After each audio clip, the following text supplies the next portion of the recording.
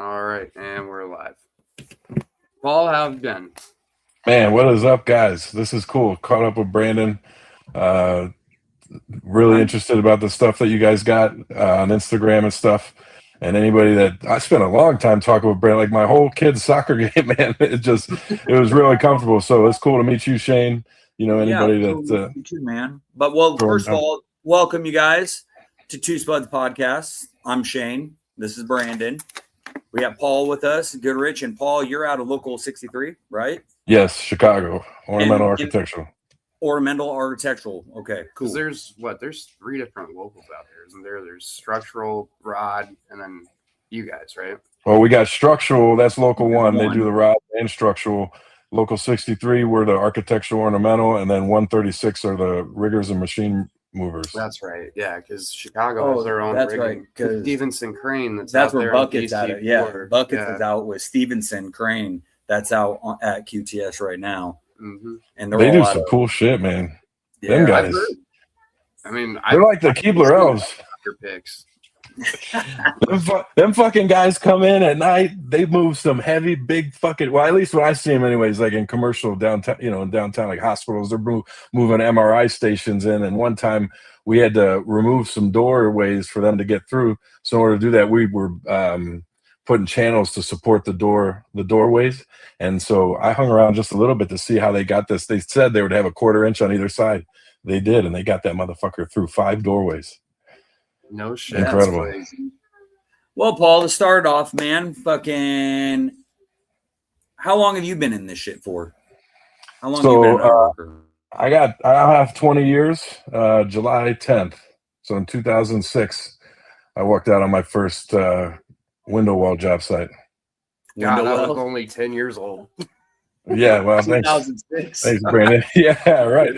2006, man. Hey, the time flies, dude, Like an ironworker career is like a kid. The more you pull, it's a kid and toilet paper. This old guy told me, the more you pull on that toilet paper roll, the faster it spins. That's exactly what the fuck it is. Just thinking back on what the 20 years of being in this union has done for me from a 19-year-old punk ass kid. I soared with the eagles, slithered with the snakes, like Macho Man said, and everywhere in between. It's found myself in some interesting spots. Been blessed. I'll tell you what. How'd you get into this? What got you started into this? So my father is an ironworker, so I'm a second generation. He was a non-union ironworker out in Washington, D.C., and he got organized. And then moved to Wisconsin when my grandfather had moved there. So then he got into Local 8 because it took us up there because the unions were stronger up north. And there was more money. And then, my parents split. My mom took us to Tennessee. And my old man was by himself in Milwaukee. And he ran into some composite crews with Local 1 guys. And he held his own. So he ended up transferring to Local 1.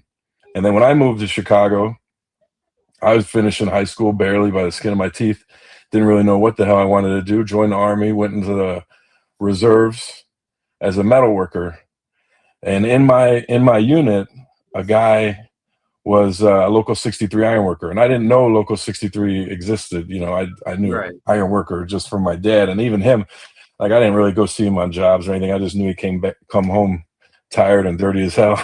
And we always had good Christmases too. So like there was some good, the trifecta there. And so this guy said, yeah, I could, if you need anything, I was a metal worker. If he's like, I do this out, I'm an iron worker. I said, oh yeah, do you know Timo? That's my dad's name. He's like, no, but there's a couple iron working locals in Chicago. And I just started rapping with him, and the test came up for Local 63, and I took it, and that was it, man. The rest is history. So you guys got to test into your locals out there? Yeah, so the way it worked, it's changed. I mean, the test is still a thing, but so we took an aptitude test. We applied and then took an aptitude test. So then that aptitude test, if you make 70 or above, then that's the cut, and then they number them off. The trustees number them off, and they do an oral interview. Of course, now they do like a physical fitness. They do the drug test before, and in Local 63, they do rolling applications. So they're accepting applications all the time. They're not, back when I came in, the Department of Labor mandates that you have to give a test every 2 years. Now you can file for an extension, and we did during some slow periods, like after the collapse in 2010 when work really fell out. But now with this rolling test, we're taking applications. The information's on iwlocal63.com. Okay, cool. Nice. And so you said it's different now. Is like you guys have to take the physical test and stuff before you guys actually give an interview. Yeah, so they make them get a physical, and in this physical they're moving around. I think it's 50 pounds. I think they walk up and down, and it's part of the physical. Like they check the blood pressure. I didn't go through it, so to be honest, I'm not really sure. But they make them do a little bit of exercise, and then they check them out. Because look, our job is physically demanding, and not that it's discriminatory in any way. But if you can't physically do the job, then exactly. Then why? Then you shouldn't be applying. And some people, they would apply anyways. So it's really kind of a safety thing for the people coming in. See, here in 89, we don't really have that. I mean, we're kind of at that point where put in an application, you'll pretty much almost guaranteed. Well, I mean, you're a probie for a minute. Like you can be a probie for a minute, and that's kind of the aptitude they want to see because you're out in the field with these companies and stuff. Because the main company we have out here, the main structural company out here, usually all the probies they go there. Yeah, Cedar Valley Steel picks up a lot of the probationary apprentices. And so they usually go with them, and they just get kind of ran through the muck. I mean, not really ran through the muck. It's not like back in the old days where they get ran through just to see where they're at and if you're going to cut it. Because usually people I don't want to talk illy of some of the apprentices we have now in our right now, but it's crazy to me. It is crazy to me to see where people are. I've seen good and bad come through. It's attitudes that really where I'm at with it. It's the fucking attitudes. Honestly, for me, it's a lot of those 18, 19-year-old kids. They just. Sure, they might do what they're told, but they have no pep in their step whatsoever. There's no ambition to get it done. It's just, okay. And then they're doing it wrong, and you show them how to do it right, which I don't, like I said before, I don't mind teaching people, especially people that are willing to learn and listen. But, God, please put some step in your pep. Some pep in your step. That's how bad it is. You need to step in the pep first. And that's the thing too. And that's what I mean with attitude. It's like people look at this as a job, and it is a job, but really it is a career. This is a career, and people they come into this. It's a job. This is my job. I get that, but this is a career. Because, us ironworkers, we all have that little bit of arrogance to us. Like, as ironworkers, you have to have that arrogance. We're sky cowboys, we're out there, the baddest fucking trade of them all, So we have that little bit of arrogance. Like, maybe show that arrogance in your work. Like, you want to be that. Arrogance is the right word for it. Everybody's got a little bit of it's like a charisma, yes, it's the arrogance. We think we are the baddest motherfuckers of all, and you can be humble about it. You can still be humble about it, but we have that fucking. I think Kevin Nepper said it best when we got into an argument with the non-union iron workers on DC1. Because fucking Lone Bro is out there and they were running their mouths in Spanish while we were carting in all of their steel. And so one of our guys, he heard it, and another one of our guys from 67, he's Puerto Rican, so he's bilingual, and he caught it. And so he told Damish what was being said. Damish fucking freaked out on him. And then everybody walked off like, okay, we're not going to cart in your steel. No shit. And it turned into we got our ass chewed by our foreman about it. And Kevin Nepper, our vice president, was like, Joe, I think you got to remember, maybe it was out of line, but you're going to tell these guys, a bunch of iron workers who walk onto a job with massive egos and ironworkers are alphas on the job site. You're going to tell them to just I'm saying we all have a bit of an ego. We are all a little bit egotistical about our trade. I think Never said it best. Yes. It's like you can't tell a bunch of guys with big egos and just a bunch of alphas to just take it from another trade, especially a non-union trade that's trying to do our work. Definitely. No, that's the thing, man, is that with the apprentices, we hold our apprentices to a high standard here. And I can only just speak on my experience when I say it's like that. I'm not looking down on any other locals or anything, but in my time in Local 63, our president, business agent Paul Thompson, one of his things is, we're iron workers. We're not iron standing arounders. Like we got work on our fucking title. We're iron workers, you gotta get after that shit, buddy. Yeah, you got to get after it. And you know what? The people that come through an apprenticeship, they have this benefit. Another great mentor of mine, Larry McNiff, he would tell apprentices, and the way that he looked at the apprenticeship is like, these are where general foremans, business agents, walk-in stewards, future general presidents, foremen. This is where we're getting these guys from, because they get, our training facility is incredible. And the amount of experience that they can get working on hands-on stuff in our training facility is, I'd put it up there with any kind of training facility that's out there doing the stuff right now. So we hold them to a high standard, and that's it. There's a probationary period, and then there are apprentices, and hey, some people just can't make it. And if and it's a shame when them people can't make it, but when you got a 6-figure job with a pension, stuff that isn't being offered out there in any other kind of line of work, a defined benefit plan, get the fuck out of here. Like, how many of your friends even know what a defined benefit plan is? You know what I mean? None of mine, I'm 39 years old. None of my friends, they know what none of them are getting a defined benefit plan.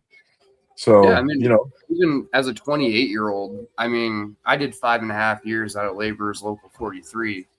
And then switched over to Ironworkers Local 89. But I had a bunch of friends that would always be like, hey, man, you got a really good job. You're making a lot of money. You got good benefits. Like, how do I get in? And I'd always tell them, like, hey, just go down to the hall, sign up. But 90% of my friends that say, hey, I want to do what you do or I want to make the money you make, or like, they never go sign up. They never do. Yeah. It's even like a lot of the non-union guys on the job site we're at right now on this data center. Like they're always like, well, how do we get in? Would they hire us if we signed up? It's like, yeah, it's just, here, call our organizer. Here, call our BA. Go to our hall and sign up. And they don't. Yeah. You can lead a horse to the water. You can't make it drink. Yeah, right. And hey, that's the thing. And maybe it's a blessing that they don't. You know what I mean? Because it's like, but I can sympathize with that in my life and just struggles that I've had in life. Sometimes taking that first step, is a hard thing. But anything that I've wanted and I've received in life, I did do that first step. So, especially them non-union guys on the job site, man, it'd be nice to you guys have an opportunity to all be organizers to kind of convince them, hey, look, this is a better way. This is a better way, and not look at them as an enemy. Like from my time as an international organizer, a lot of them didn't even know how to do it. A lot of them don't know that there's a better opportunity out there to begin with. Without a doubt, or they were told to go get fucked because they went to get a job to provide for their family, and it happened to not be in a signatory contractor.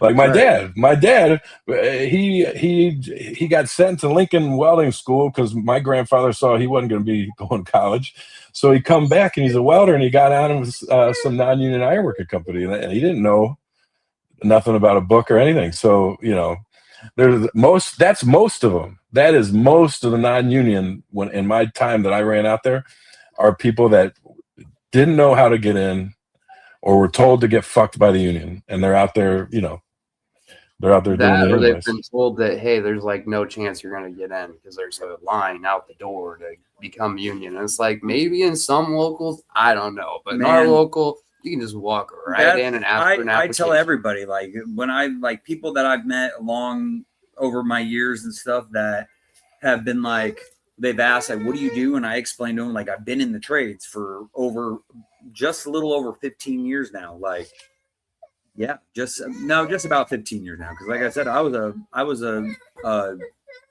laborer for almost 10 years, and then I've been in the ironworkers. I'm a little over 3 years now, but I mean, I've always done concrete. I've always done, but yeah, I've always directed people towards that. I'd be like, listen, go down here. You want to get in a trade? My best advice would be, you've never done construction, never been in construction. I'm like, go to the laborers. Yeah. Like, you're going to learn a little bit of anything. You're going to be around all these other trades and, go through the apprenticeship with them, get some experience, know what it's like to be in the union construction world and what comes with it. And then from there, you can decide, all right, if I want to be what trade you really want to do, you can switch from there. And most importantly, invested in the pension. Yes. There's no reason to go there and spend a couple of years there and lose all that money that you were going to get for a pension later. Yeah. Yeah, that's true. That's why I got into laborers, was because, I mean, I got in a little bit of trouble in my early 20s. Oh, really? Yeah, and then when I got, I imagine that, but I got a little bit of trouble, and then I had to move back to my hometown. I had to move back to town, and my grandpa has been a union operator. He's a crane operator. He ran the largest crane in Iowa for 20-something years. It was an Alpha crane, and like the coolest story with that is he's. Like those Alpha cranes, they're like a dinosaur X pattern on the outriggers and stuff. And they were scary machines. Like anybody in this country that's ever ran one, they have tipped it over. And my grandpa is like, if not the only person that has not tipped an Alpha crane. Like that crane now is down in Haiti building bridges or something. I don't know. Like they sold it to the Haitians and it went down to Haiti and stuff. Cause after he retired, I think like 2 people tried to run it and everybody was afraid of it because it was a dinosaur. It was scary. Old. Yeah, it was old. But he was a union operator, and then my dad's a union electrician, and he's actually out on the data center right now, gonna retire probably out there, and he's one of the big cheeses out there now. They call him Thumb Supreme, and every week I guess they've been coming out because my dad walks around and goes, oh, nice. He looks like Charles Manson. He's got long hair and a big old beard, and he looks Thumb Supreme. Like yeah, so they call him Thumb Supreme.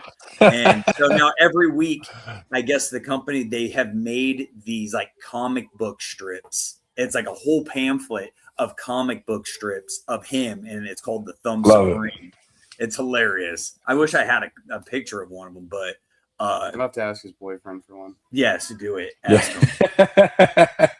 So the stigma of electricians, what they get. Yeah, no, right. Yeah, right. That's, so one day when we were out decking. It's all right though. Both his dads love each other. we were out decking, because we decked all the buildings at QTS. We did 1, 3, and 6. Yeah, 1, 3, and 6. And our company, because we both work for Northwest Steel right now, but we're currently on DC 7 erecting 7 and decking it. But I'm on DC 1. He's in the rod patch. Yeah, I'm in the rod patch with Northwest, so doing post tension right now. All the interior steel package from the non-union contractors. We've just been taking a little bit here and a little bit there. We just took over the fucking anchor pole work from another non-union contractor. So now we got to drill epoxy and set all those anchors. But what's the non-union? What's the big non-union company out there? There's a lot of them out there. You got QPS, you've got MCIS, Lone Bro, and then Kings. It's King's Construction. BVI's out there building. They did 2, 4, and 5. That BZI, that's a wild. I didn't even believe the organizers. I explained that story to everybody who BZI is. I'm like, you know who Warren Jeffs is? And they're like, no. And I'm like, well, let me tell you the saga of Warren Jeffs. And they're like, oh. And I go, the Mormon, what's the FL or the fundamentalist. Latter-day Saints. Yes, the FLDS. I'm like, they own BZI. And I'm like, it's crazy. Allegedly. Yeah, allegedly. But Yeah, right, man. I've heard the stories of them having them lunches brought to them and the picnic baskets and stuff. It's crazy. It's that's crazy. But Yeah. anyway, so we're out there decking. We got called off for the day because it was way too windy to throw any deck. And so I went down to the hall to hang out for a little while, and I was talking to all the people in the office, and then I said something about my dad being an electrician. And I was like, man, I want to get one of those stickers, like follow me to the gay bar or something, and go slap it on his truck. And so one of the guys goes, I'll be right back. And he ran out to his truck and he came back. And not to talk shit on anybody, but anyway, he had a sticker that said, I ain't gay, but my boyfriend is. So I went back to the job site and I slapped it on his truck. And for like a week and a half, I never heard anything about it. So then I was out at his house and I go, hey, whatever happened to that bumper sticker you had? And he was like, that was you? He's like, my own son got me. He's like, I thought it was guys at work. Damn. No, my old man would have walked right up to me. He would have known. That's well, because I drove all the way back to the job site that day and slapped it on his truck. And like he was off in a way. I don't know what building we were on then. I think we were on, anyway, he was way off somewhere else. And I went all the way back to the job site, and it's a big ass parking lot because I think there's almost, how many people are out there? Oh, fuck. Like I think 10,000 people. No, I think it was like 3,000 people that they have. No, on the job. No, in total, there's over 10,000 Oh, people. shit. PGS. I guess now with 7 different buildings. There's 7 different buildings. I believe someone said they're planning another 10 more between. So it's like Cedar Rapids and the little town just on the edge of southwest side of Cedar Rapids called Fairfax, Iowa. Oh, okay. Yeah, that's where his grandfather and them grew up. We got a big old farm out there. And it's a really, really, really small town, right? It's just got like a bar and like a restaurant and Casey's. Yeah. And, nice. But good pizza at Casey's, I heard. Yes. Great breakfast pizza from Casey's. Yeah, right. But our local news station, KCRG, has been doing a lot of reports out there because the traffic. People drive into Fairfax, and people that live in Fairfax, like it takes an hour to get out of town when the data center traffic rolls up because it's all dead stop. It creeps. So they're like, they don't even leave their houses between 4 and 6 p.m. or 4 and 6 a.m. Like because they can't leave. Yeah, that's we got a couple of them going on now. They've been pretty consistent. There's a town out by the airport, Elk Grove Village out here, that's been putting them up for a while now. Probably the last 10 years. Just not as many as now. Like I got a buddy who's got a company, Caputo Steel Rectors, and he signed one of his biggest contracts, and it's a 5-building data center. And then there's this quantum computer data center combination that's going to be going on the south side in an old steelworkers park by the lake. And that's going to be something like $10 billion worth of work that's coming down the pipe in the next few years. Southside, Southside, yeah. I lived in Bridgeport for a little bit. Oh yeah, it's down by Comiskey. Yeah, I lived down there, and then I lived over in Elgin for a long time. Well, I won't hold that against you. A while, yeah, and then I lived over in Elgin for a little while. Speaking of Chicago, what the fuck is going on with the Bears? Here's the thing: is I don't think the city, like as a Bears fan, I am not upset that they would move to the suburb Arlington Heights, right? So just like a backstory, Hammond, Indiana. Well, Indiana, right? And from what I know about anything negotiating, this is all part of getting the sweetest deal that the Bears can get. Here's the thing: is I think that the city of Chicago is going to fumble and let them leave, but it's not necessarily so much on the city as the Bears bought a horse track and leveled it 5 years ago. And it's just sitting there with nothing on it. Now, you're a football family. This is your only business. You got this huge land and all this great, infrastructure, all these roads and two train stations. I find it hard to believe that they would be in Hammond, Indiana. I believe that they bought that land for a reason, and I believe that they're going to put a stadium there eventually once they get a deal that they feel that they have to. Because, I'll say this: like Soldier Field is a hard thing to get in and out of. It is. I've been to This one. is the worst part of going. Parking. I don't know if I parked in the underground lot on Lakeshore or if it was on Michigan, but oh my God, it was a 30-minute walk to the stadium. You get there, the parking lot of the stadium's just atrociously tiny. And outside of that, I did like the stadium, and it felt like walking through some of it. It felt really, I don't know, almost like a monument in some ways. Because it is. I mean, it's a historical landmark. Soldier Field that's part of the reason why they had to build it the small way that they did. Yeah, I saw a video somewhere on TikTok about that, about how when they did the upgrade to the stadium, that they couldn't tear down the original because of being a landmark or something. It was the pillars. And now, they've come so far with just, architecture, right? Like you see this at SoFi, they dug down. It's this huge sprawling stadium, and like had it been a couple of years later, maybe they would have built the dome around it. I had just started in the trade when they were finishing up that stadium, so I don't really remember a whole bunch of the talk around it. But whatever they're building next, I mean, you see these sports teams. I mean, here in Chicago, the Fire is getting a stadium. They're going to get their own. The soccer team, they're going to get their own stadium. They're talking about moving the White Sox to an entertainment complex in this new neighborhood they call the 78 here. So they'll have two of them right next to each other, kind of like they got over in Cincinnati and all the cities that do it right, in my opinion. All the cities that do it right have their shit kind of close together. See, I've only been to like one professional sports game, and that was that Bears game I went to.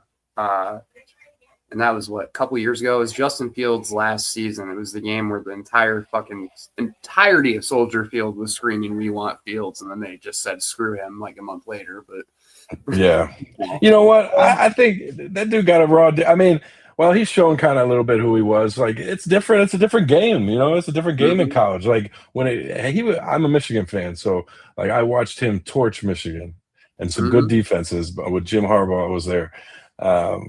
And he had some of them raw tools, and he would shine every once in a while. But Caleb is who we reside with now. Like, I am thoroughly invested in this guy. Like I thought, like when they drafted him, like, I'm gonna wait. I'm not getting the jersey because you see like those Browns and they got all the different starting quarterback. I think it's safe to say if you're a young kid in Chicago, you could get a Caleb Williams jersey. That dude is the goods. I mean, I've been a lifelong Chicago Bears fan, and we've gone through so many fucking quarterbacks that I was like, yeah, I'm not buying into the hype when they drafted him. And then his rookie season sucked. And I was like, all right, so he sucks. And then last year, I was like, all right, I'm convinced he's good. I'm happy. But I think it was also the addition of Ben Johnson that really turned the team around. Without a doubt, yeah. As you know, as a Chicago Bears fan, we've never had like the good coach and the quarterback. Yeah, right? Never once. Since I mean, and Jim McMahon, you could say, I mean, was he a good quarterback? He was a good quarterback, but we've had some good quarterbacks that have come through here that just been wasted. On coaching. The offense was never once built around a quarterback. The defense has always been. This is a Chicago thing. I mean, it's always been a Chicago thing to have a good defense, at least a good defense, and at times a great defense, but never like an average or mediocre defense. It's always been good. It's one thing we can always say about Chicago. It's always been, but that outdoor stadium and the weather helps out a lot with your defense. Oh yeah, I'll say that. I've seen some cold fucking games. Had daddy duty here. Man, daddy duty. We're just shooting the shit with the Bears. I wanted to bring this up because I told Brandon this. So when I was organizing, or not, yes, when I was organizing, we got put on the political trail, and I had the blessing of now his name's slipping my mind. The political director out of '89. Oh, What the hell? I can't remember his name either. What? Oh, was it damn it, Joe Zahoric? No, it's not. This is gonna kill me. Our organizer, you got Dusty Wyland as our organizer. You got Kevin Nepper as vice president. Jason DeWitt. Yeah, Jason. Okay, DeWitt. Yeah. Jason DeWitt gave me one of my favorite pins. Oh yeah, that I've ever had, man. Oh, heck this is one of the coolest Ironworker pins that I've ever seen. Captain Crunch, hell yeah! Dude, get your hands on these fucking things, man. I think if they're not making them anymore, have them make more. This is so fucking cool. The Captain I think Crunch there's some with the left Spud. in because they have like a box, like whenever in class and stuff, and they do little games and shit, they'd be like, go pick something out of the prize box, and I think there might be some of those left in there because I swear I've seen one. It's awesome brand. I'll just go raid the fucking stash box. I could talk to Dylan or fucking Seth to see if we can so suggestions. I'll look tomorrow. So I have the opportunity to go play. I'm going to represent 89 for the regional apprenticeship games. Week. So I'm one of the three.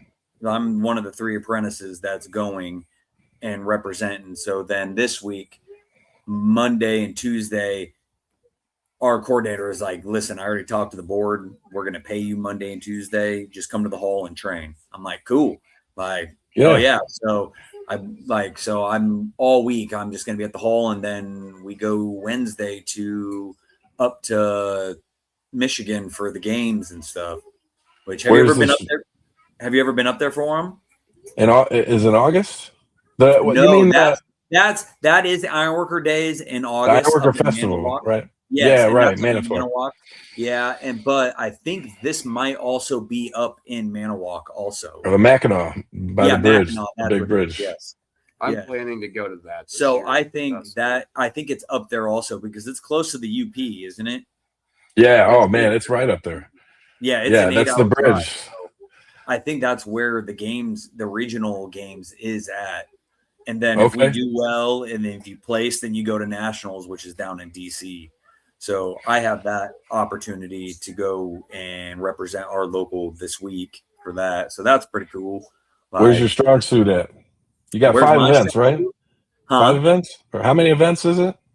Oh, you have here. Let me tell you right now. So there's the test. You take the written, or you have to take that test. Right. They have knots, which I know a million. I know all the knots on the list that because then they pick like 6 knots out of it randomly. And so you have your knot and then your block reading. And so you got those. And then you have the torch and welding, which you have to like cut a clip, torch out your slots in it, and then torch some coping. And then I think weld the clip on. I can't remember exactly. But then you have your instruments. So you got to find the height of something with your instruments, something like that. Yeah. And then the column climb, which I can climb the column. I think who climbed it all last class? Last Wednesday in class, a bunch of people climbed up it, but everyone was saying they think they had a WD-40 do it. It's slippery as fuck. When I just went and did it, we did it like a couple weeks ago, and I'm the only person that got to the top. Like out of everybody else, like I'm the only person that got top. But I'm like, I tell everybody, I'm like, dude, it's not way harder than it looks. It is, but it's not. It's a technique deal. There is a technique to it. There definitely is, and it's not your upper body. I'm like, dude, let me show you. Like, I should be able to climb up this thing and let go and lean back. And so I would climb up a little bit and I'd let go and just sit there. And I'm like, this is like, you don't need your hands for it. I mean, you do, but it's not upper body strength, really. If you try to do it, you'll wear out. Yeah, it's all in your legs. Yeah. Right. And it's the technique of how you get your feet in the flange, how you get your legs and feet inside that flange, and just you got to hug that beam. You just got to hug that flange with your legs, pretty much. I tell you though, I got up halfway. I got up to the top, very top, right before it, and I was like, "Whoa, I haven't had to work that hard in a long time." Yeah, that's it. But all day, I was out punking bar all day and pushing everybody, just punking bar. And then I went to class just to train because I got pulled out of class to train, and I went and climbed it. And I was like, "I'll do it." And everybody's like, "Shane, you're just built different." And I'm like, "I guess." Yeah. Go get after it. And I mean, Fucking, I that's love cool. this shit, man. I love this shit. Like, this was always back to like I was a laborer and stuff, and my dad was an electrician. And like when I got in my trouble, I came back to town. My grandpa goes, "Just go down to the laborers and we'll go down and talk to the BA." And we went down there, and he was like, "Listen, like he wants to get in." And I was like, "Dude, I've been doing concrete my whole life. Like, you guys aren't. I've been in machinery. I've been doing it all my whole life. Like, you guys don't need to put me through an apprenticeship. Like, I'll buy my book." And my grandpa put out the cash right there, and they let me buy my book. And I worked in that for 10 years. And like, I mean, it's just funny. Is somebody said to me the other day about, because I was in a SkyTrack. I was picking up mats and dropping them in holes, and everybody was like, "Why didn't you just become an operator like your grandpa?" And I was like, "Dude, because I'm the guy that would be sitting in the seat watching you guys do that. I'd be like, let me just do it." And I'd get out of the machine and have to go do it because my brain just works that way. Like, just let me do it. I'll do it. But yeah, some people are built for that shit, man. You know what I mean? But like, it'd be nice to have some. Ironwork was always my first choice to get in. And like when I got in my trouble, I came back, I got my book for the laborers. I worked my ass off, and I was like their golden boy in the laborers forever. And I was the guy that if I was on the bench, companies knew that. They were like, "I want Shane. We got to take him." Nice. So I did well with the laborers, but when I finally had the opportunity, because I was kind of a shithead, so it took me almost 10 years to get vested with the laborers, because I mean, I was wild in my 20s. Shit. So I finally, like, I got vested, and as soon as I got vested, because I talked to the hall like a year, the ironworkers, like a year prior to that. I was on a job and was talking to one of the ironworkers, and he was like, "Oh, I'll get you organized right now," and called up their organizer. And I went in and talked to him, and I was like, "Listen, before I switch, I got to get vested though." And so as soon as they sent me that letter saying I was vested, I was down at the hall and was like, "Hey, I'm ready. Let's go." Yeah. And I got in, and I'll be turned out here in September. September. And you got, so that's 3 or 4 year? 3 years. Our program is only 3. Okay. Yeah, Brandon and I talked a little bit about the school, like the taking time off of work for school. I always thought that was interesting how locals, that's the good thing about locals, right? Is that they can decide what works for them.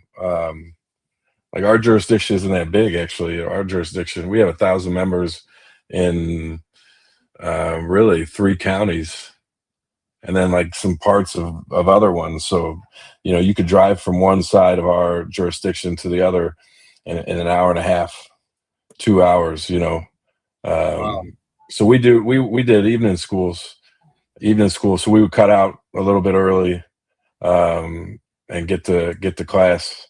That's how it is. That's how it is now. Because before it was set up where it was block. So you had that 1 week off, like every month or every whatever it was, they had it set up.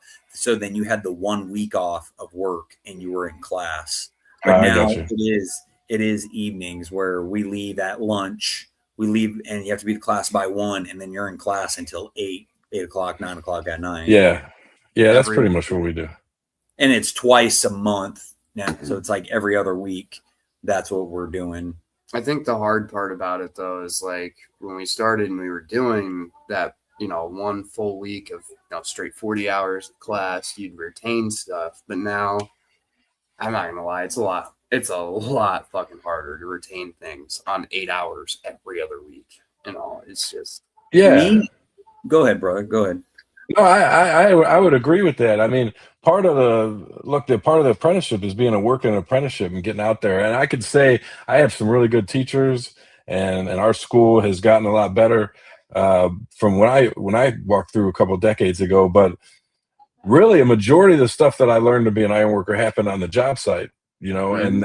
and the apprenticeship kind of just fortified how to do it the right way. Yeah, Right? They it had a goes through all standard. the technical skills of it, right? All the ins and outs that you should know, like how to figure out the weight of a steel beam, like your what is it, how many feet, how many pounds per foot, all that stuff. And then, you've got learning the ins and outs of rigging, things like that. And I think that's where it's great to have the apprenticeship classes because you're not going to just know that on the job. I mean, you might learn it potentially on the job, but how many journeymen do you walk up on? They're like, yeah, I know exactly how much this beam weighs because I did Usually, Yeah, that. no, usually it's labeled. So Well, why do you if it's have not to? labeled, and you needed to figure out the weight so you could figure out what size choker to use when you send it up with the crane, it was yeah. Here's kind the thing: is you get to work on it in a controlled environment. We got of, few overhead cranes, and that's where the apprenticeship really could help people yeah, work under the guidance. Because a lot of times at work, like the thing is, when I came in, there was a big boom in high rise curtain wall buildings. So I went. That was actually my first 2 years in the apprenticeship was working curtain wall, and there were apprentices that ended up like breaking down crates that these windows would come in for a couple of years, and they weren't taught anything else, and they were in for a rude awakening when they went to some other job, and now they're making third year wages. Back then was so like $28 an hour, and yeah, and they don't really know a whole bunch, whereas the school can, at least they're giving them some of the basic skills of skill set for an iron worker. yeah, Not everybody is lucky to, I was really lucky. Again, I look back on this, here walking down memory lane with you guys. Like on my second year, I was working for one of these bigger curtain wall outfits, and the general foreman walked up and said, "I got to lay an apprentice off," and it was me in a first year. And I said, "Well, I appreciate the work." And he was like, "Well, Paul, I wasn't laying you off." And I was like, "Yeah, well, this is a good place for the first year. I'd appreciate the opportunity to try to go do some red iron, we call it out here, the Yeah, miscellaneous, the stairs, and yeah, miscellaneous iron, because that's what my dad did, and that's where my skills were before with the welding. And not everybody has that opportunity, because the local isn't going to call up a contractor and take some good hand from them and say, no, we're gonna get this apprentice well rounded, because the companies are invested in these apprentices also. They're part of this, definitely. they're part of the joint board, right? It's as our union is as strong as it is because we have partners in our contractors, and you start losing that when you're taking guys away. Definitely, because that's where I mean I've done structural most of my time, and then like I was on a decking crew. I've set it's still iron. structural. Well, yes, but I was on a decking crew, did decking, and now they just threw me in the rod patch, which and I'm cool with it. Like I love every bit of it. I love every bit of Man, ironwork. I don't know. Hey, It sucks. It that's good. sucks. Yeah, But I don't care, man. Like I'll do it. Like I may bitch a little bit about it, but I love it. I really do. As much as everybody says you have all these guys that are like, "Oh, I'll just do structural." Like, man, I don't care. Throw me in the rod patch cuz if structural gets slow or anything, there's a shitty rod job somewhere. Like you no, can that's get true. like, man, like learn those eyes and shit. It's not bad. And I'm doing post tension, so it is not too terrible. Like it's just like there's a lot of cables and stuff. I mean, that's something to learn too. And I mean, I haven't had to stress anything because I don't have that certification to stress Yeah, anything. But it's cool to see and it's cool to learn and to learn how all this goes together because we're doing a parking garage. So it's a pretty cool gig. But then once it happens, because I know our great president is trying to put a stop to him, but I'm supposed to go to the wind farms also it was supposed to be this fall, but it got pushed back yet again out here. and I was supposed to be on. I'm going to do turbines next. So yeah, there's a shit ton of rebar I've seen in some of them pits, them pedestals. Yeah. Oh, I won't it's even. I'm not even doing the rebar ginormous for that. I'm bar. just. Yeah. I'm just going to a turbine job, and I'll be offloading, or I'm going to be setting actual turbines. So I'm not going as a rod man at all. Yeah, that's one wild. thing You I guys do have missed think out. about our local a lot is that, you know, like you guys in Chicago, you have, you know, your 3 different locals and whatnot. They have different work, but our local, since we're Iowa and, you know, Cedar Rapids is the 2nd largest city, but it's not a big city. I think population's like 600 something thousand people, right? You know, so not anywhere near the size of Chicago or the population, but we cover everything from bar, architectural, ornamental, precast, structural. Yeah. I mean, so like myself, We're a I've mixed gotten, local. Yeah, we're a mutt. Yeah. But what's good about that is that, yes, if you end up laid off, there's work. There's going to be work. There's going to be maybe the last job all you did was set hollow core and precast. Well, this job you're going to go connect. Or if anything, there's like you said, there's a shitty little rod patch that you need to get your ass in. So it's nice to be able to get that experience to do a little bit of everything, and that's one thing I absolutely love about Local 89 is that you have that opportunity to get your hands dirty in every aspect of ironwork. Definitely. Yeah, that's a good way of looking at it. I mean, you know, at some point, all these things that are broken up, you know, we run into a bunch of problems. Like there's a bunch of jurisdictional disputes. Like we're out here, locals are fighting locals, you know, on work out here because of it. And I've gotten caught in a couple of those situations. But you know, not everywhere has the spot for, you know, for a local that could self-sustain on the work they're doing. Some of it, like there was a local out here in Chicago, Aurora. They were a mixed local, but their jurisdiction, they you know, the local wasn't doing too well, and they got absolved into the other, like Joliet, Rockford. Local 63 got some, and Local 1 got some of the ironworkers, and the map changes. You know, it's kind of something that we're going to have to, like our generation, ironworkers, has to work on growing the market share in order to have it to where we're increasing the number of locals, maybe even breaking it up in some places because we have so many members, and we can, like, that should be the goal. And you know, they say the true clue of what man can do is what man has done, and we've done it. You know, and I'm glad, you know, I got some buddies that are still in the organizing department, and this new general president, I don't know how much you guys know about him, Kevin Bryanton. He's a stand-up dude. I can say from a few conversations that I had with him. I'm looking forward. Eric was our, you know, come from Local 63, our pride and joy. He took this thing over from Walt Weiss, and you know, I think as a whole, our union is strong. And we can build on it. I like the idea of having, you know, a guy from Canada that might have some different ideas, you know, of how things have been running. You know, because Canada's a whole different world. Here in the United States, we got to get cards signed to organize one of them companies out there. Your organizer, probably one of the hardest working dudes in the local, because he's got to go convince these guys to sign cards. Yeah. And then once they get the cards, he's got to keep them together while the company has all this time to bust. You do the union busting, waiting for the election, and then you have to have 50% plus one on the election. Whereas in Canada, if you get 50% plus one person to sign a card, they have to negotiate with the union. No shit. Yeah, a completely different beast. But then they got their own things up there too, because companies are starting unions, right? So like they could use the laws against the workers themselves, right? They start their like union busted companies kind of thing. That's what I heard just recently talking with somebody.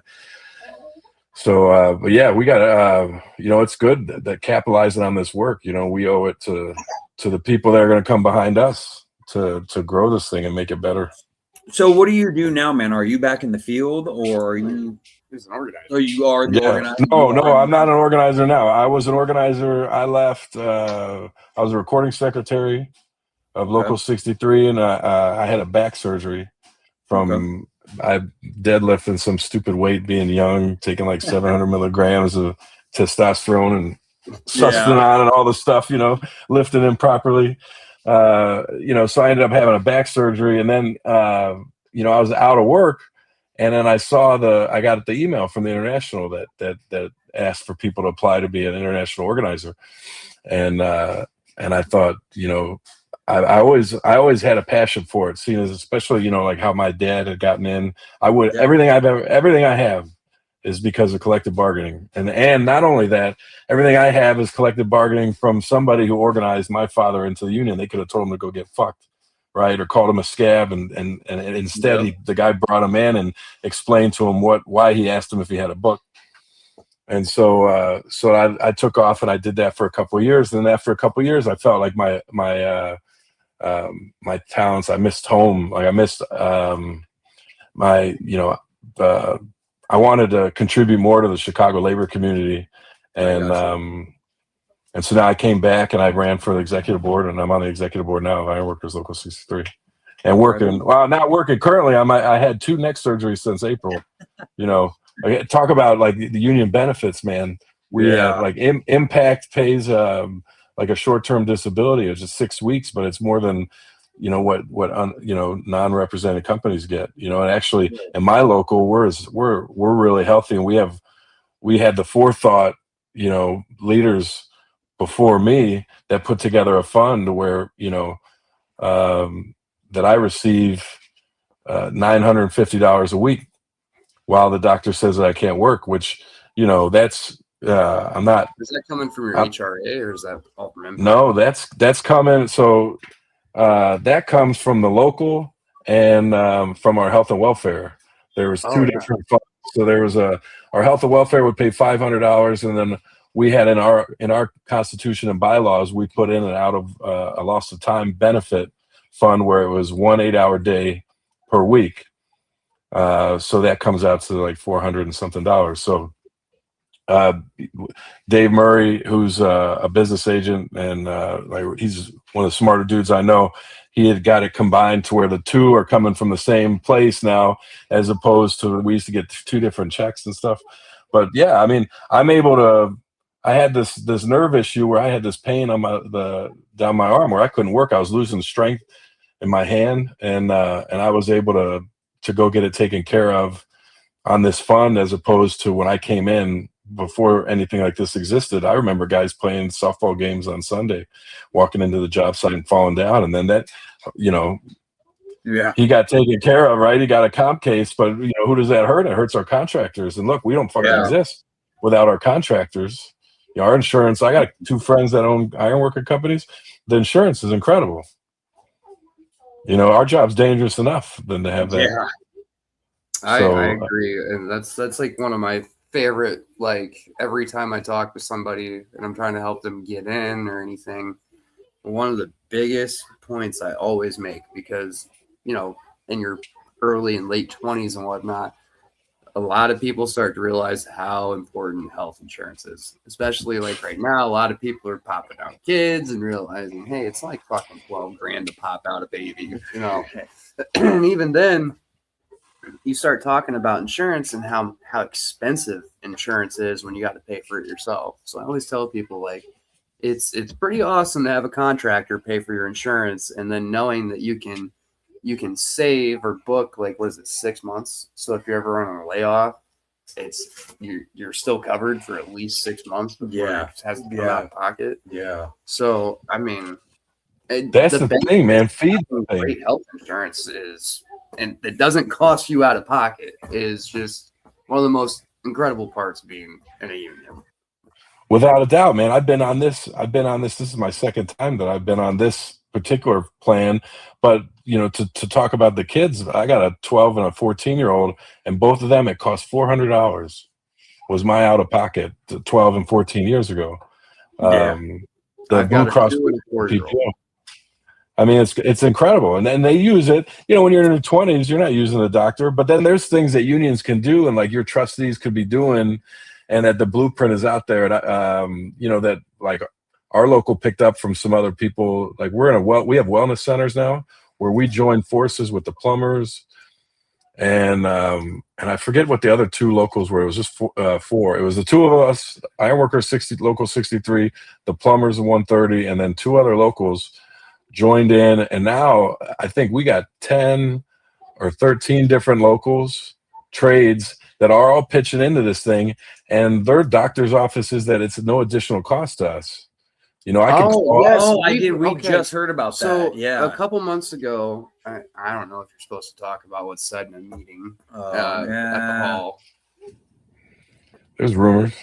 Yeah, there's rumors. Maybe there was a rumor. Yeah. There's a rumor that a bunch of locals in our area are looking at doing one of those clinics. Yeah.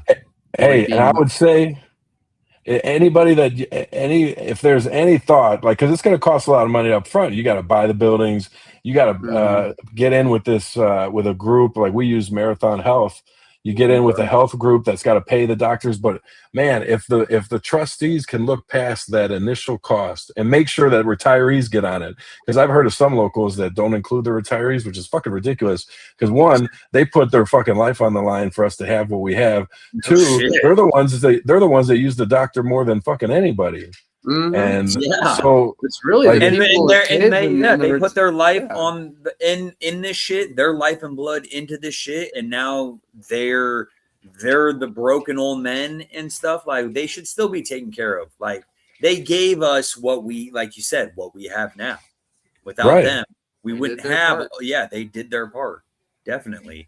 Like, I hear it all the time because my grandpa's an operator and he set a lot of iron with these old boys and stuff. And there was like, he's a retiree now, but John Tharp is his name. But my grandpa was telling me about him one day. It was like dead cold. You know how winters get out here in the Midwest and stuff. Crazy. Dead freezing. And my grandpa was like, it was so cold. Like, he was like, I was cold in the cab. I was freezing in the cab. Damn. But John is still sitting out there on that iron connecting and mittens.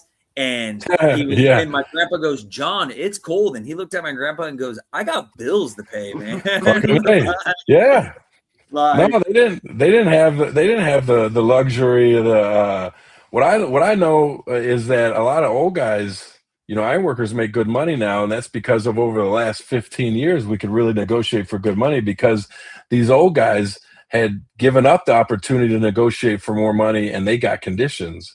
So we have some of the best conditions that are out there in the trades. I mean, and I know in my local, like our conditions are it's hard. We can always find some, right? We could always find some things to tweak that can help both the contractor and the ironworker. But for the most part, like the conditions are great. So we end up negotiating a lot for wages and trying to keep some things out. Like, some things are creeping in. Technology, I don't know about you guys out there, but like there was rumors of you know, contractors out here wanting the geolocation, using an app for doing a time for the foreman. Yeah. And I know the non-union companies I'd run into, when they would show me their check stubs, it had like 39.725, and I'm like, what the fuck is this 725? And he's like, well, we get paid by the 5 minutes. They get paid every 5 minutes.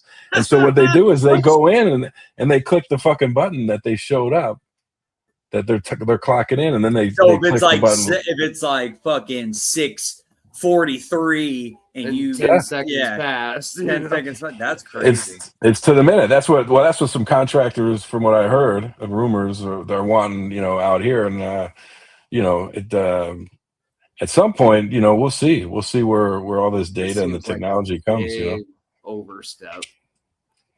Yeah, I mean, here's the thing is how I would argue it, you know, from being if I was on the negotiating side of the union, is like, do you trust these guys to run these $1 million projects, you know, and enough to tell you how long and who worked what, you know?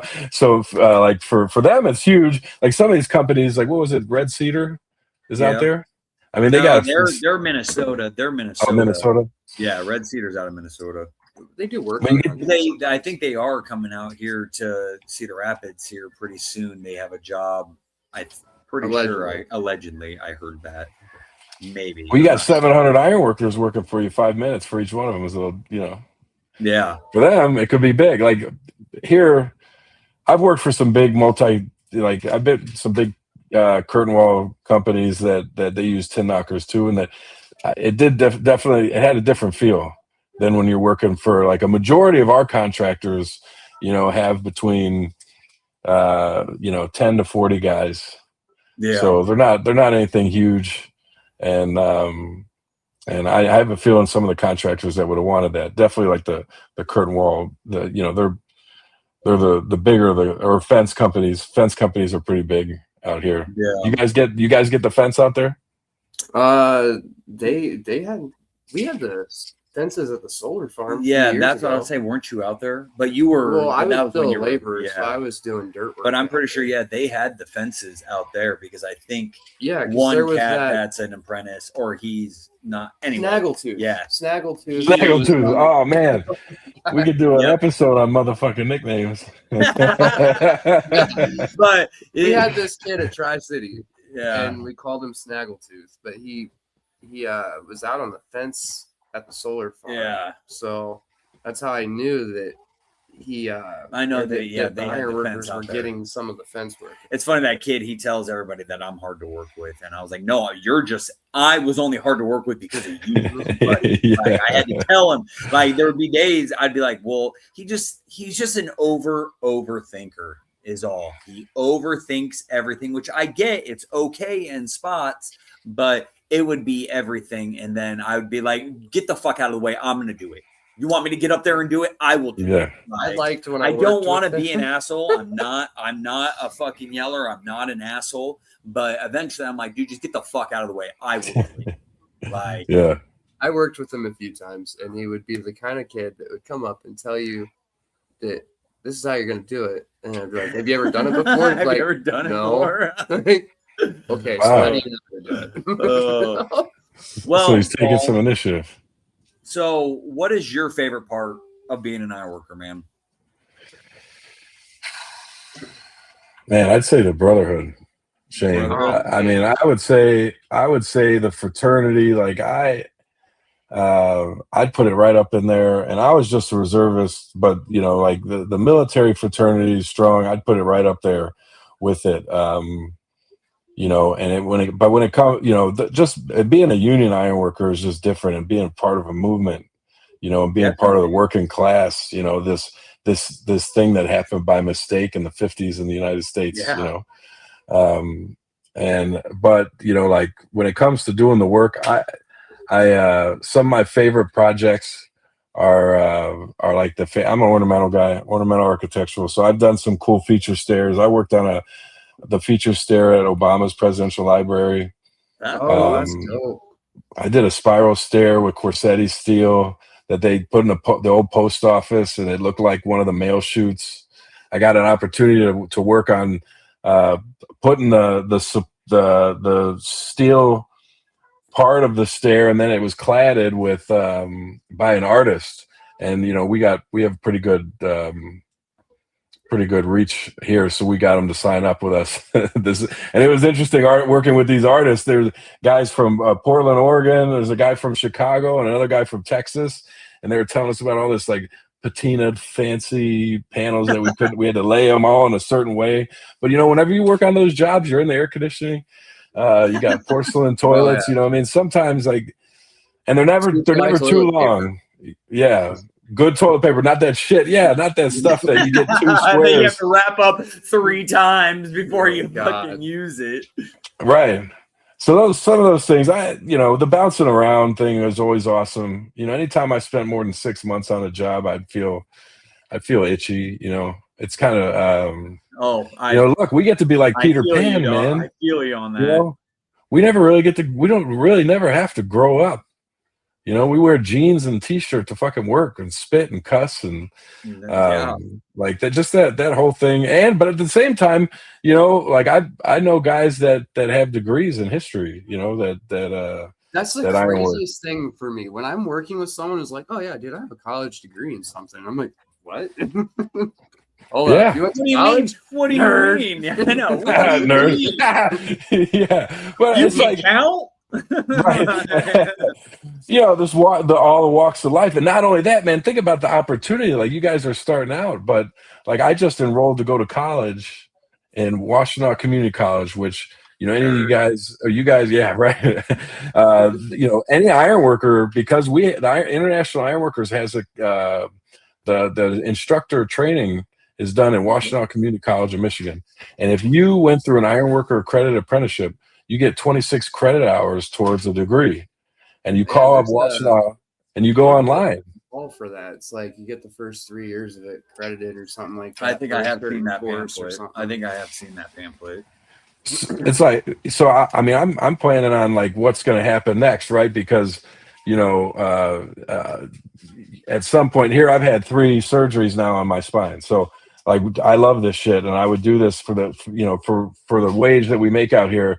I would love to do this all the way until 60, when I pull 100% of my pension.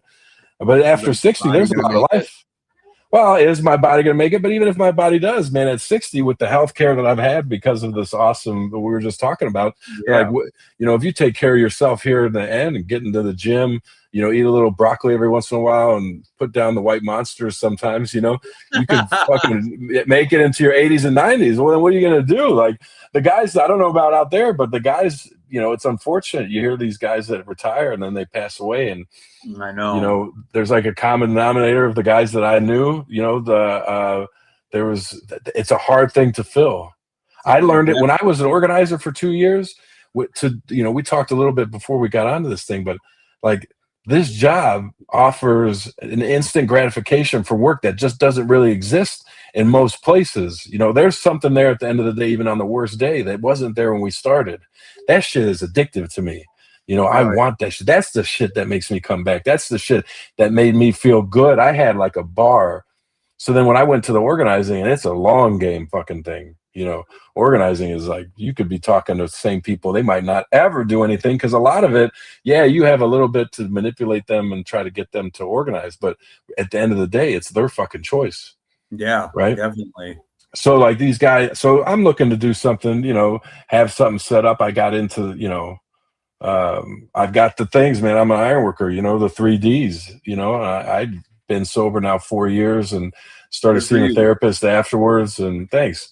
And it's changed my life. I'm a better iron worker, I'm a better father, I'm a better everything because of, I was able to go to see a therapist, and it helped me immensely.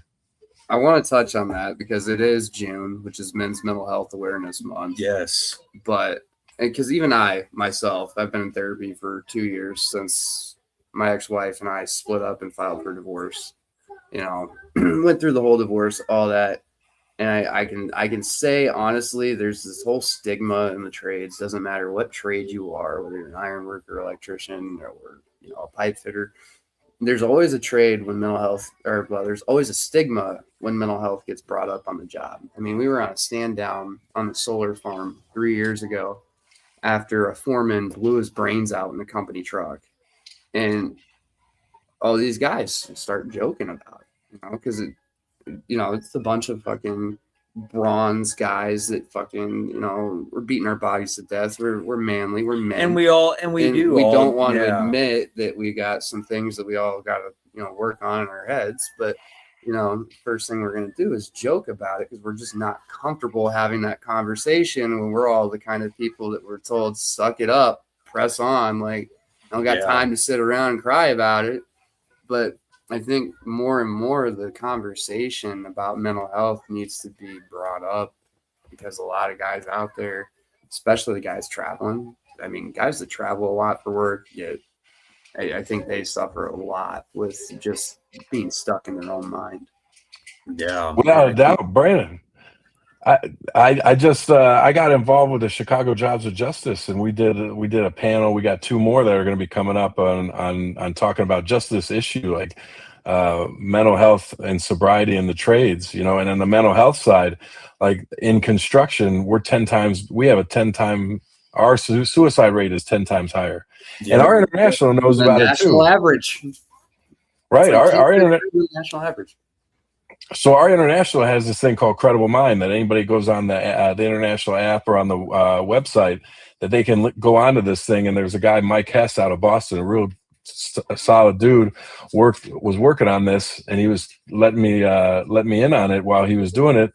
you can go on there and talk about something that you got going on. It's completely anonymous. And they'll give you some pointers of where you should go. Like here's a therapist is going to call you. Now it's best, obviously, you know, just like your own doctor, to go find your own doctor, right? Find somebody you're comfortable with. Like I have no problem telling anybody I've been seeing a therapist, the same one now for 4 years, and it is invaluable in my life in how to just deal with so much. Yeah, and because look, when I first started seeing my therapist, I'd be listening to her, and she'd like, after I've told her something, she'd be like, and so, you know, she'd start using therapeutic terms like, well, this is conditioned, blah, blah, blah, blah. And I'd be like, yeah, stop making excuses for me. And she'd be like, well, this is why you're in therapy. Right. I'm like, yeah, right. oh, yeah, checks out, you know? But without, I'm not gonna lie, I was going down kind of a really, really, I'd lost myself in the middle of my divorce. It was brutal. It was bad. And divorce is tough. oh man, dude, if it weren't for like doubling down on the therapy when things were really bad back then, I don't even know if I would have made it through all of that. I mean, and now that I'm on the other side of the divorce, everything's kind of, for the most part, not so bad. You know? Yeah. You walk away from someone you spent a long time with, it's always going to be scary. And the adjustment period is just absolute shit. But I think without that invaluable help, I don't know. You know? Yeah, well, you know who we talked to on the jobs, right? And like that brotherhood that I was talking about, like there was, I had a lot of support when I went through my divorce from my brothers and sisters, for that matter, you know. But in the end, they're trained in to do well. For us, they're trained welders and they're trained in to run Invalas and setting curtain wall, but they're not trained therapists. What I noticed for me was there was a lot of like putting the arm around me. Hey, kid, let's go to the bar, you know. Or it was easier for me because I didn't have the wherewithal of really how to deal with anything. I'd like to not look at what my part was, so I'd look for people, because there's plenty of ironworkers out there that are just bitter about a divorce, and so they'd love to trash and find excuses for why I'm going through this trouble, instead of stopping doing what I'm doing. Wait a minute, what is my part in this? Yep. You know, that's what I learned in therapy. There's your own accountability that works out with like therapists. You know, you'd sit there and maybe bitch and moan about what she did and how it always pissed you off, but then you'd kind of realize, oh, I never said anything when I was pissed off, or when they were doing something that pissed me off, because they just didn't want to fight with them. But then you get, you neglect to take accountability for the things that you did or didn't do. And I think therapy really opened my eyes on a lot of that stuff. But, it also helped me kind of become a little bit better person. I mean, sure, yeah, I still don't really do the whole dating game anymore. I'm kind of like, like I told him a long time ago when everything fell apart, like, if you ever hear me say this is the one again, burn half my shit. So I like, we're black bagging you and we're dragging you out to the woods, and we're going to tie you to the tree and probably waterboard you until you decide it's not. But it's so important to talk about the mental health thing, especially in the trades, because, like you said, we have this really high suicide rate in the trades, but we also have a 70% divorce rate. You've got, all these people that go through the family court system after, maybe they didn't even get married and had a kid with someone and it didn't work out. You got guys that are sobering up from years of drug abuse or alcohol abuse. And I think it's really important for those guys to know that you're not alone. There's people out there who've been there, done that, and will help you through it. But also, this kind of ties back into the insurance thing. With our insurance, therapy's free. Now, there's a lot of guys that worry about, well, why would I go see a therapist? It's probably going to cost $100, $500, $1,000 an hour. It's like, no, dude, our insurance, it networks with other places to find us therapists in our coverage, and they're free to us. So, there's no copay on that either. And a lot you can meet them on Zoom. Yeah. They're real flexible. They're real flexible to get in the time, get in at lunchtime, if you need to. That's what I do. I don't even care if I'm in the fucking work van with 100 other not 100, but like 12 different guys that I work with, and they're chiming in, therapist spot, whatever. Yeah. It's like, I don't care, dude. I'm getting my little keep myself sane going. So, there's a lot of pressures, man. There's a lot of pressures to the job, right? Like you said, like just being on a construction site in general, if you think about it, like it is like Mad Max, right? Mm-hmm. You got all these heavy machinery moving around. There's dangers at every turn, and it's we normalize it because we have to work in that, right? We get into that. Like when I started, I was young. I was 19, so I just was, nothing could hurt me. And then I had kids pretty young, so then I would be in dangerous situations like I had to because I had to provide for them. Mm-hmm. I really feel just those pressures. I really feel with you saying that we are like conditioned, desensitized to those dangers now. Like, yeah, man, I had kids. I had my first kid when I was 17. My oldest daughter is 16 years old, and so just growing up, I have 5 kids now, man. I'm 35 years old and I have 5 kids. And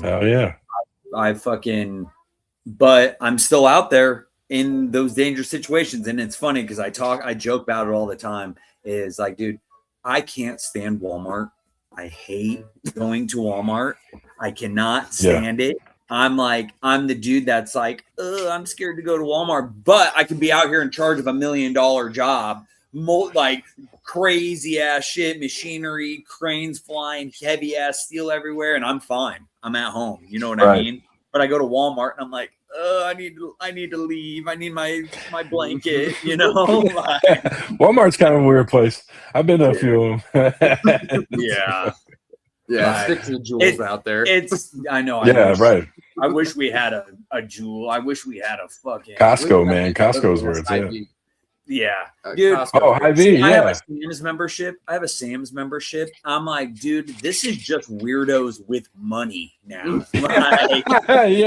like, dude, Walmart's Walmart, but now you go to Sam's. Now you're just with the weirdest people, but they have money. And I'm like, dude, I can't stand this story either. I honestly have found that I have became comfortable shopping at Target.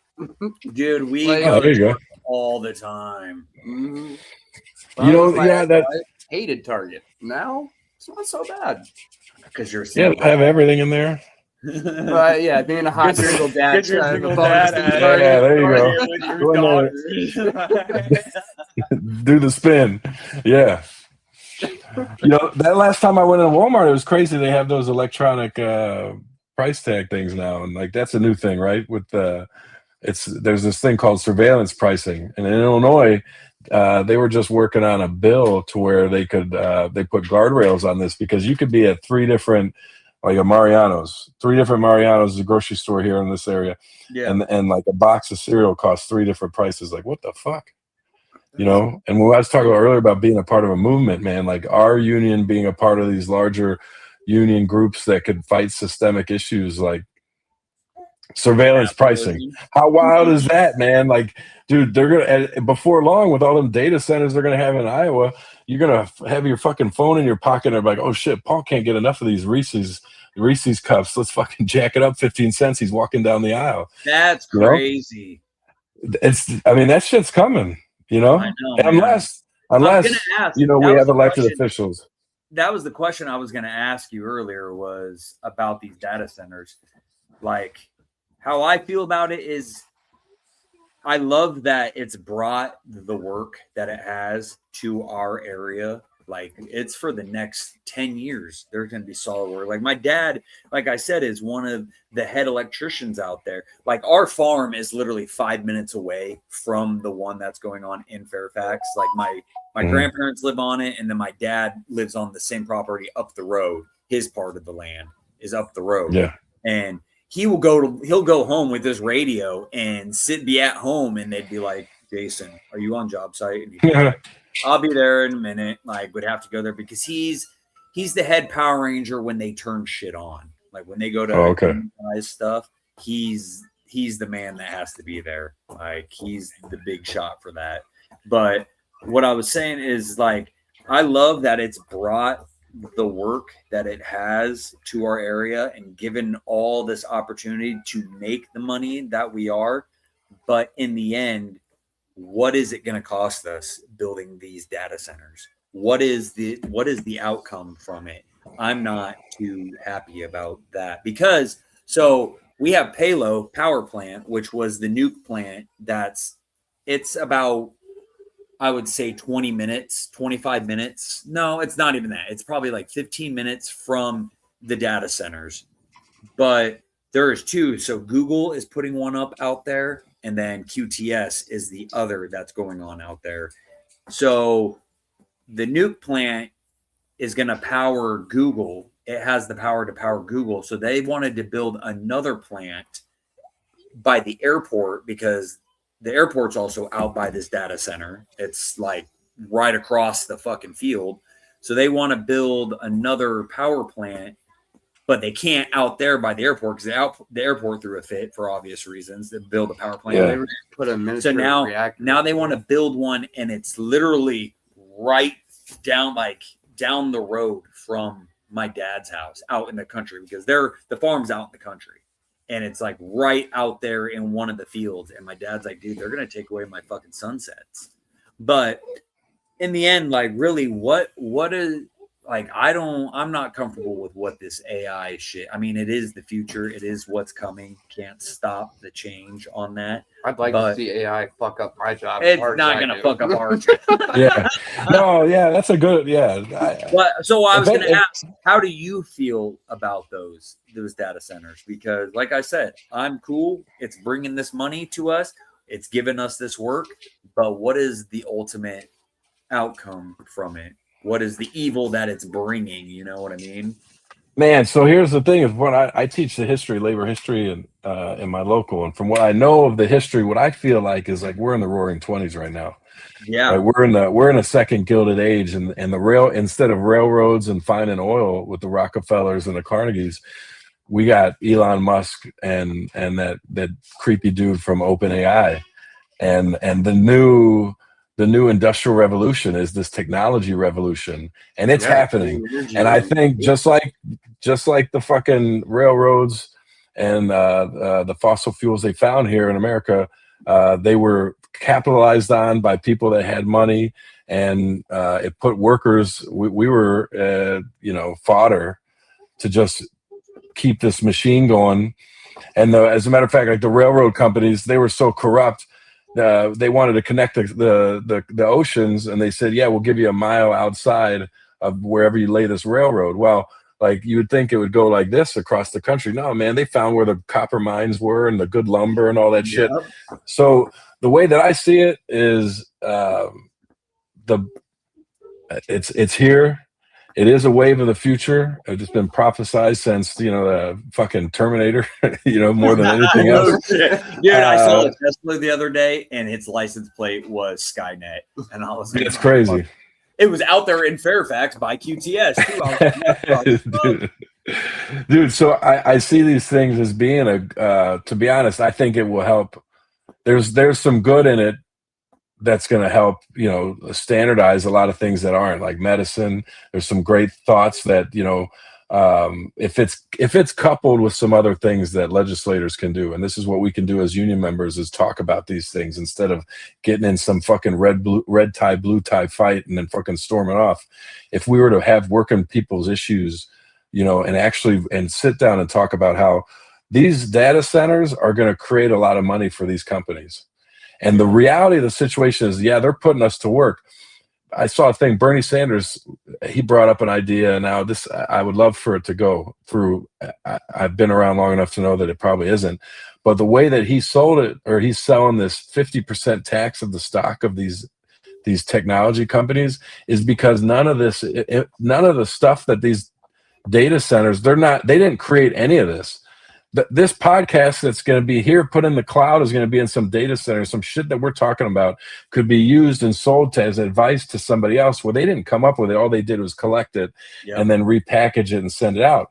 So, man, the hope is, Shane, that our elected officials can put some common sense. Fucking let these companies make their money because they're investing in building these things. This shit ain't free. I am 100% on board on that. But at the same time, some guardrails put on this to where they're not allowed to run roughshod on every workplace that there is. Because we're joking here, it isn't going to affect our job, but it'll affect a lot of people's jobs that we deal with on a day-to-day basis. Yeah.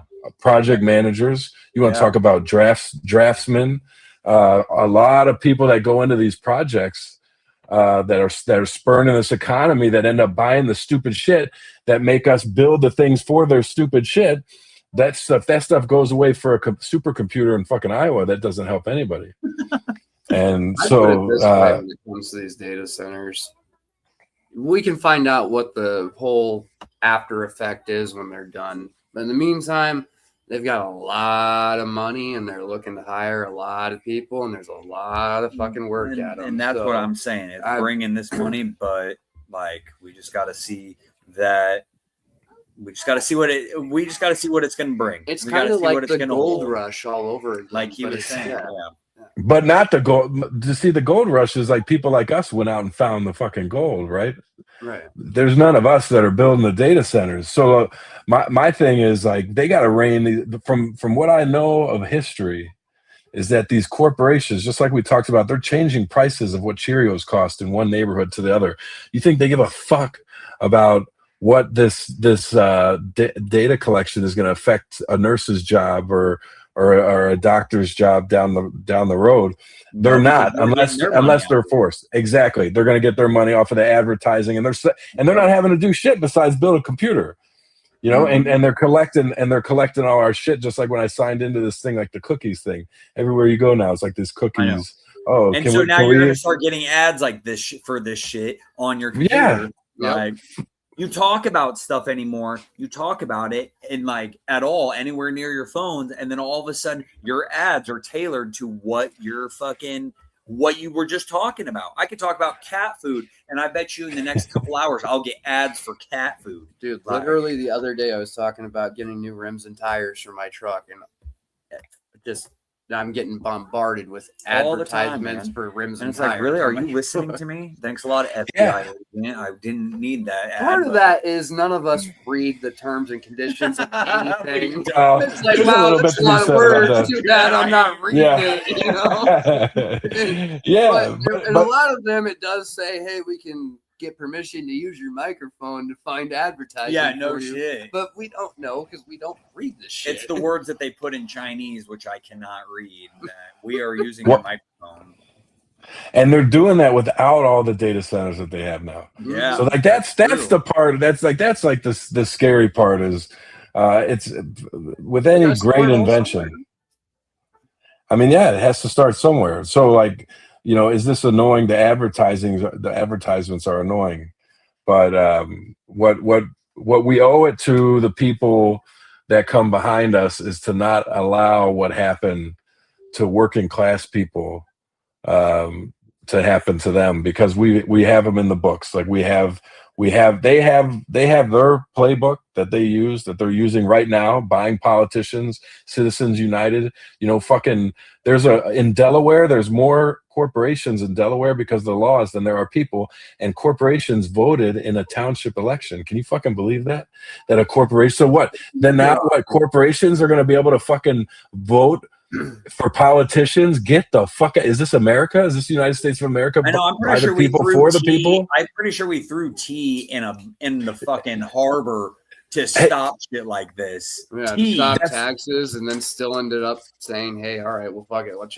and now we're taxed anyway. We're taxed now we pay taxes on the money we make, on the money we spend, on it's crazy. Well, that's what I mean. And then what they do is they distract us with these social issues, man, that cause people to fucking lose their minds over whether a baby has a heartbeat at 15 days or whether this person should play sports or not. And man, it's like and to be honest, there's these polar opposites of people that are forcing you to be like, you got to choose one of these. Well, it's like, where I'm choosing is where the fucking American worker is, because in, like I talked about earlier, that mistake mistake that happened in capitalism with the American workforce in the 50s and 60s and post-war prosperity. That shit wasn't planned. That shit was just like stumbled upon, that led to this amazing thing that we had with unions. People were able to join unions, and companies were making money hand over fist. So they didn't fight it too much. And then they're like, wait, hold up a second. We got to fucking reel this Wagner Act in with the Taft-Hartley Act and make these unions a little less strong. But our grandparents benefited from those legislations. And right now, you know, because of a color of a tie, they're doing a really good job of trying to separate us. And really, to be honest, you know, 70% of Americans. If everybody stood up together and stood together, we would be unstoppable. Without a doubt, 70% of us. That's all they want to do is just separate us. That's like you said with these social issues. Everything is a social issue anymore. And now you have to take your side. You have to take your side. And if you don't take your side, then you're fucking canceled, or you're a piece of shit, or whatever. You're weak. It's crazy. Yeah.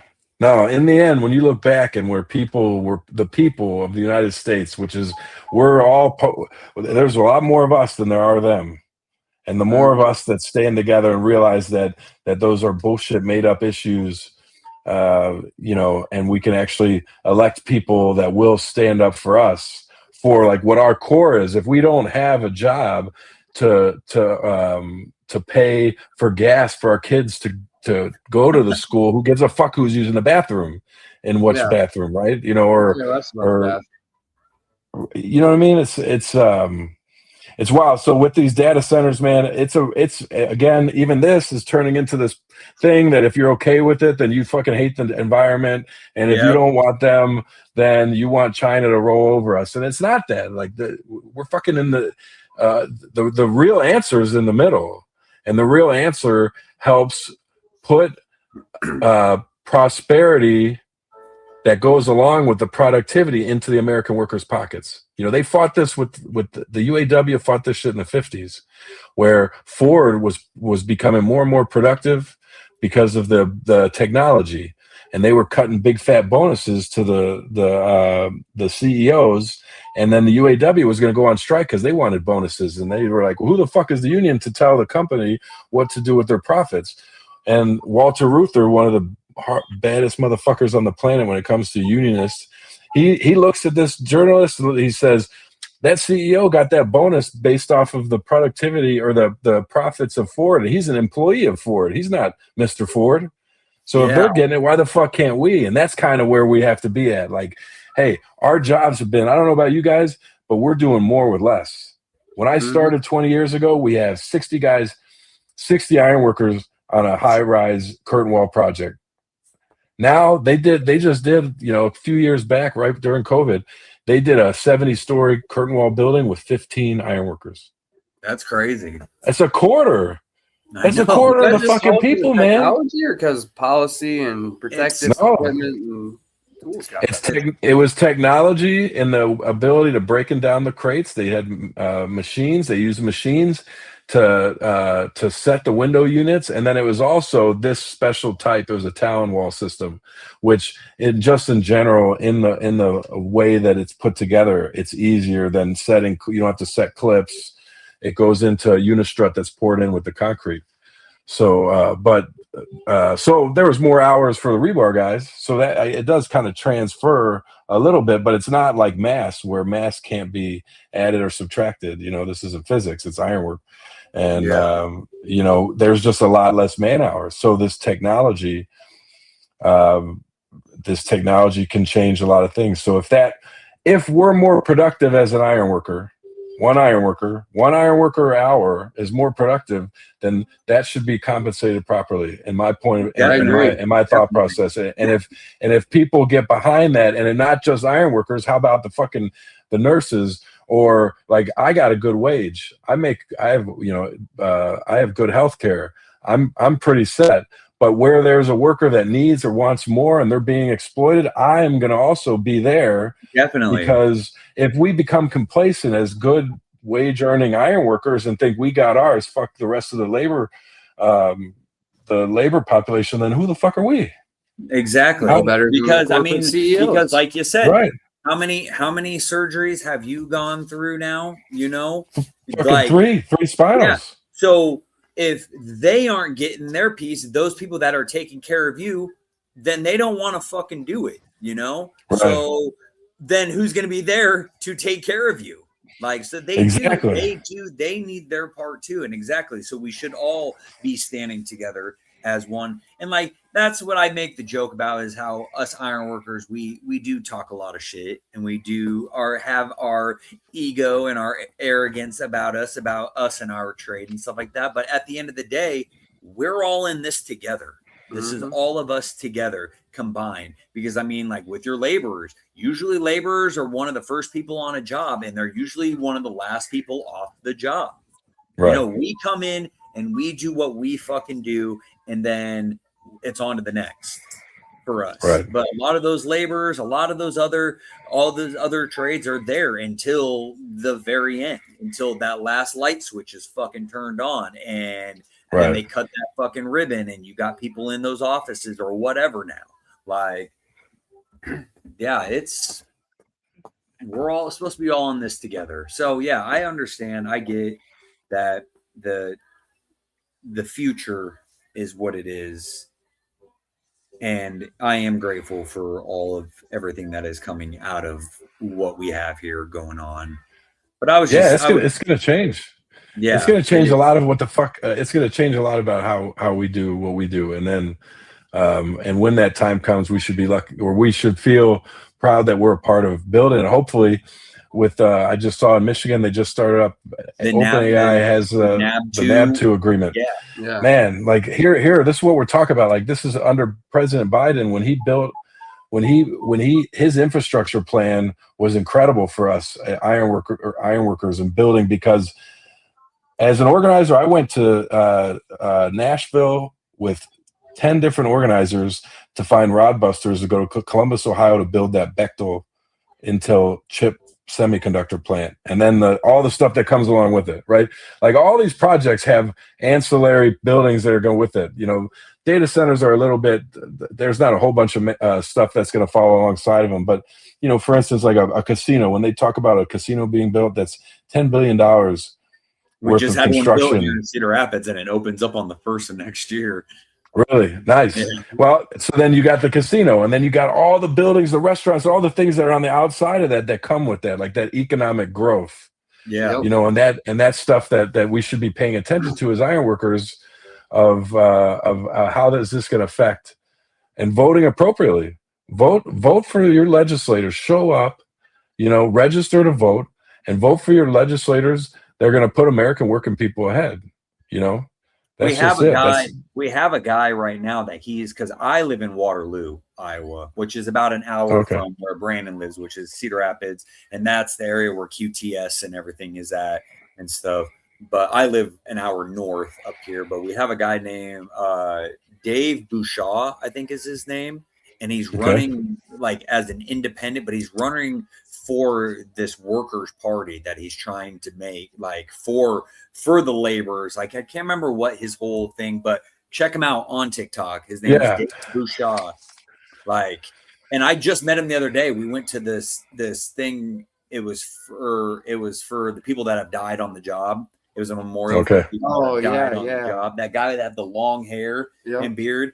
Like, I seen him there. Didn't talk to him, like had no clue who he was, but then I was on TikTok and all of a sudden he popped up on my TikTok how he's running for Senate for something, like, and I was like, and I messaged, I go, were you just at that electrician's thing in Cedar Rap? And he was like, yeah, I was. I was like, oh, I was there. And he's like, I think I seen you there. And again, but it was, it's pretty crazy, man. We got to be politically active, because if we don't, here's the thing. I met this guy, Marcus Evans. He's one of the hardest working politicians I've ever met. And out of Illinois, he's the co-labor chair and co-speaker of the House. And he gave me an apprentice time when we went down on this other lobbying thing with the Illinois AFL.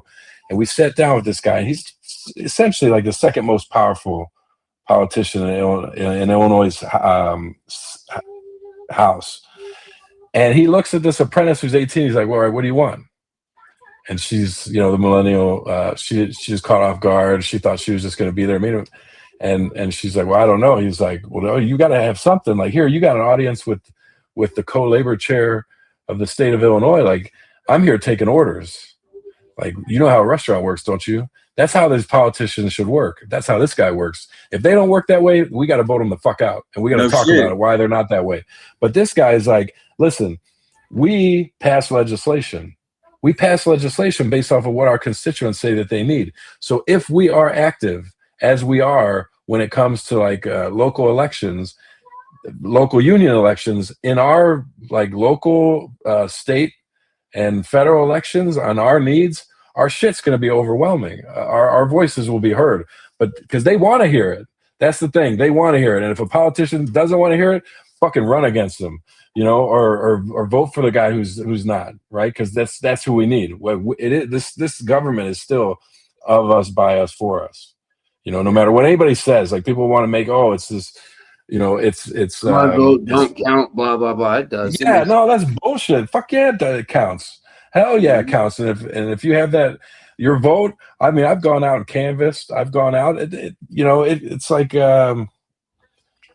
I enjoyed it, to be honest. Like I like you guys, like, you know, you guys have this podcast. You like talking to people. I mean, like, it's not some huge commitment. Any iron worker that would want to get involved, find a politician that does well. It's a huge thing to be able to go and have, like, say your neighbor who you knew walked up to you and was like, hey man, you should vote for fucking Shane, you know, because Shane's got our back. Like, you would be like, damn, you know what? Like, that does, yeah, I don't know anything about either of these guys, but my neighbor said he's cool, so I'm voting for him. How many times have we done that? You know what I mean? We don't know shit. We don't know who the fuck this guy. You'll be doing it through your whole career with the local elections. You know what I mean? Like, you can't know everybody, but you're gonna know somebody, and vice versa. You know, like what Shane was saying about the whole reputation. It's funny to hear what, like, my dad was filling out his thing. He's retired local one iron worker, and it was funny to hear him like, oh, this fucking guy in 1987 did this, and like, he didn't vote for him and shit. You know, everything you do in our local and in every other local, everything you do gets back around the local. Oh, definitely. Believe me, I've had some interesting. I could tell stories for days about some of the drama and whatnot. Oh, you know. Man. It's like a sewing circle sometimes, but that's part of being a connected. Like, we're connected. You know what I mean? Yeah. We're all connected, and then the real ones know the real ones. You know, in the end, most of the there's 2 or 3 ironworkers that I really can't stand that I've worked with, but besides that, and like I said, I've worked in handline outfits. I've worked glass, stairs. I've worked in composite structural companies. You know, for the most part, man, we have a really good thing. The Ironworkers Union is a really good thing, man, and it's the future is bright with guys like you who have conversations, because these conversations with different people and connecting, you know, Chicago and Cedar Rapids and beyond, you know, this is part of how we stay strong and you know. Well, it was crazy when me and him first put out that we were going to start this. Like, the people that across the country that would message us and be like, man, we're back, we're behind you. And it's like, we're just 2 apprentices out of Cedar Rapids, Iowa, you know? Right. And half the time I mention I'm from Iowa, like, I've been places, and they're like, where the fuck's Iowa? Like, what do you mean? Middle of your country. Yeah. Like, right. But like, it's Iowa, you know, it's like our nickname is idiots out wandering around, because we're just cornfields. Ah, damn, I didn't hear that. Like, it's just cornfields and shit. Like, you know, so, but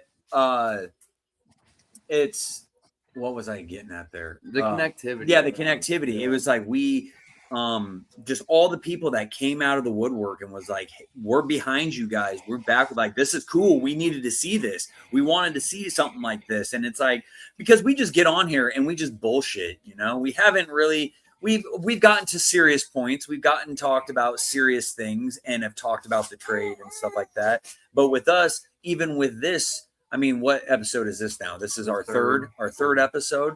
we would like to make it even bigger and do things like we want to talk to other trades also, you know. We want Hell yeah. Like we want it all to be like as much shit we talk about everybody else.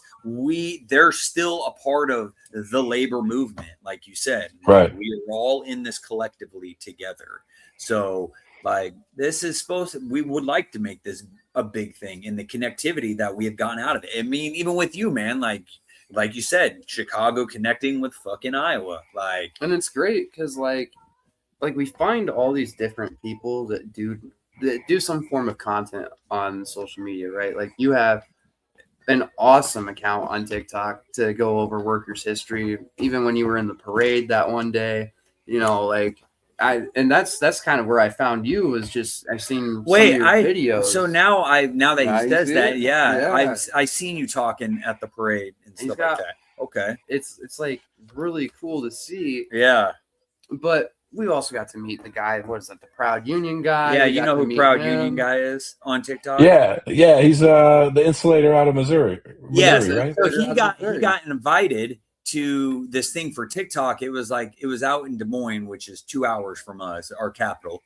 But it was out there that we got I can't remember what it was the toolbox generation thing. Well, that was what the event thing was, but the main thing it was a like job fair. Yeah, it was a job fair, and they had a couple senators come and talk about the toolbox generation, is what they called it. And then they had him and he came out there, and he got invited by TikTok to come and speak at it. We thought speak at it. I thought I was speaking. It was kind of awkward. So then he put me in the list with it. So we were like, we're both coming out there. So we showed up expected to talk about our stories and as apprentices and growing up in the trades and stuff like that. And so we get there, and I can't remember the lady's name, but she is like the head of the laborers commission in the state of Iowa. And come on, kid. Hold on. I sat down on the panel because I thought I was going to talk. Oh, no, we walked up front and we were like, we walked up front and we were standing there because the Proud Union guy, we talked to him and he was like, well, get up here and sit. Like, because we thought we were supposed to be up there sit. And I was like, all right, yeah, let's get some chairs up here. Let's go. Fucking. And the lady, she goes, what are you guys doing? We're like, well, we're trying to sit down and join this whole. She goes, no, you guys sit over there in the crowd. Yeah, right. And the funniest thing was, here's her mutter. She goes, fucking 89ers. Because our BA just got into it with her about something like a month or something prior to this. Fucking 89ers. Yeah, right. Because our saying is there ain't nothing finer than an 89er. So there you go. That's a good one. Yeah, have some pride out there. Definitely the pin. There ain't no better pin. There ain't no better pin. So to fucking end on this, because we're going on fucking 2 hours. This is our longest. Yeah, this is crazy. But to end on a good note here, what would be some good advice to give us? You've been in for 20 years coming July. What's a good advice you would leave with us as apprentices? Like I turn out here in September and I learn every day I'm on the job. Yeah. And I will continue to learn every day coming into this. And